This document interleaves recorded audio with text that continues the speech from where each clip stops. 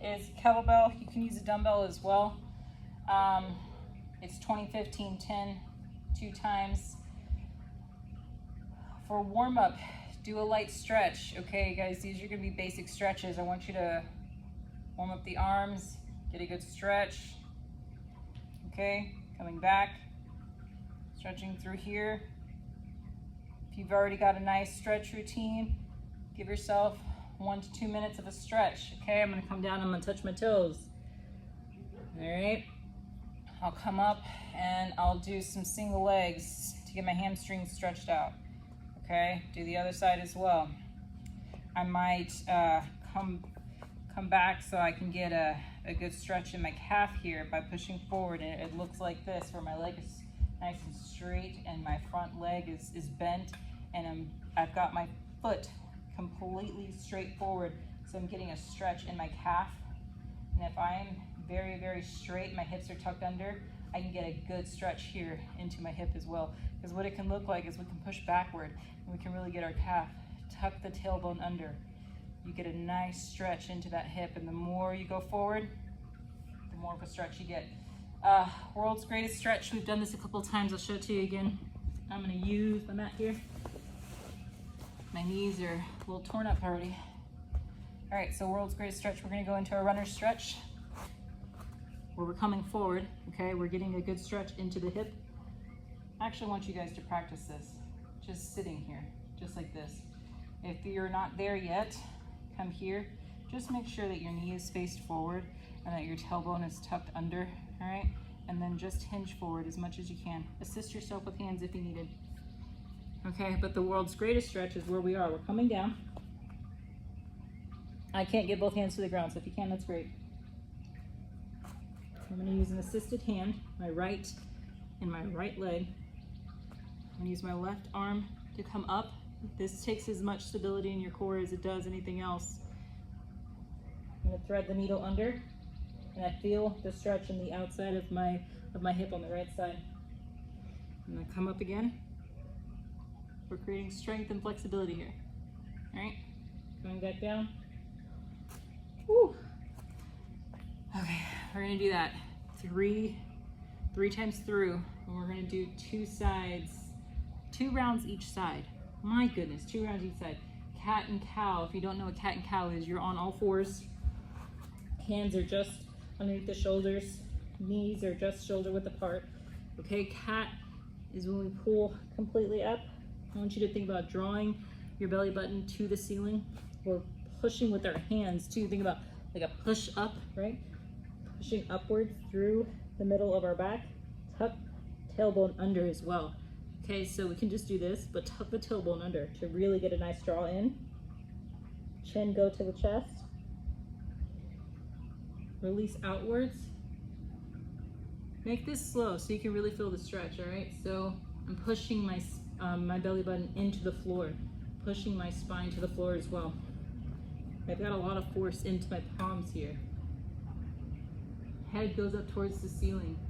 You feel this from the neck all the way to the tailbone. Push back under.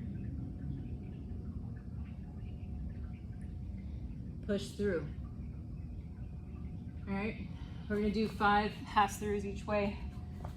Okay, 20, 15, 10. Get yourself a dumbbell or a kettlebell. We are gonna do what's called a kickstand deadlift, kettlebell swings, and then just goblet squats. It's just a regular squat with the weight. So here we go. I'm gonna go slightly heavier today, just slightly. So kickstand deadlift, it's 10 on each side because it's 20 total. You're gonna have one leg forward. My right is forward. My left is slightly bent. My toes are up. My knee is bent. All right. Deadlifts are when you hinge at the hips, not lift with the back. So we're just gonna come straight down the leg, come back up. Or this can also be called an assisted deadlift, single leg assisted deadlift, but this is what this looks like. All right. When it's the other leg, you bring the other foot back. There's that bend in the foot, a good bend in the knee there. We're just coming straight down the leg. My back is nice and straight. Coming up. Back is nice and straight. Coming up, okay? 10 on each side. Kettlebell swings. You don't have to do an American swing. It doesn't have to come all the way up. Before we even lift the weights, I want you to practice this. Hands come right here in the groin area. Think of a V. Your hands are here. You're gonna push back, and when we push back, we're pushing back our hips, and then push forward. So back, forward, back, forward. It's not a squat. It's not an arm workout. This is explosion of the hips. That's what this movement is. Swings are an explosion of the hips. So when we work on hip mobility, when I talk about doing a squat and like squeezing the glutes and activating the hips, pushing them forward, we're building stronger hips. So a swing is an explosion from the hips. I've got my feet shoulder width apart. I've got a little nice bend in the knee here, and you use momentum, okay? So swings, explosion of the hips. It looks like I'm exacerbating this movement. You're supposed to. All right, so an American swing, again, you don't have to. An American swing comes all the way up about the level of our head. So get some good momentum going, and it just comes further up.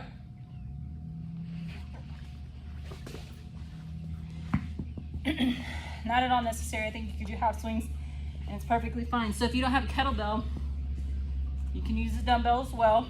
It's the same concept where we have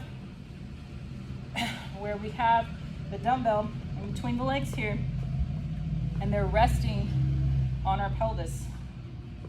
It's momentum, momentum, momentum, momentum.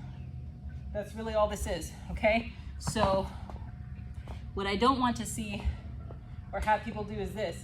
Go into a deep squat and raise it up. This is a squat with a front raise. That's not what this is. You could do this even without weights, because we're pushing the pelvis forward, pushing the pelvis forward, pushing the pelvis forward. Okay, so if you're gonna do this without weights, just think of it like this. Hinge at the hips, push forward.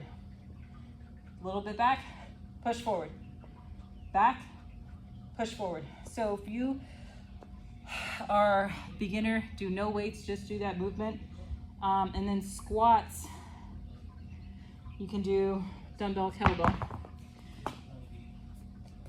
Squats will just look like this. Coming down, coming up, coming down, forward movement, explosion of the hips. Okay, it's the same thing, same concept. When I come down, my knees are also, they stay faced out, okay? When I come up, explosion of the hips, and I'm tightening my glutes. I'm engaging the core. Down, up, chest stays up nice and high. All right? You can do all of this without weights. Come forward. Okay? We can do virtually anything without weights. We're still building strength and mobility. We are. You might not feel like you are. You definitely are. Go lighter if you need to. Practice hip strength, power, explosions. Hinge backwards, forwards.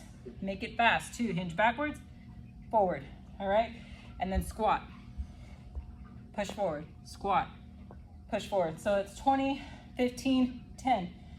20 deadlifts, 15 kettlebell swings, 10 squats. Go through it twice. Walk a half mile, 2's cool down. All right, let me know if you have questions.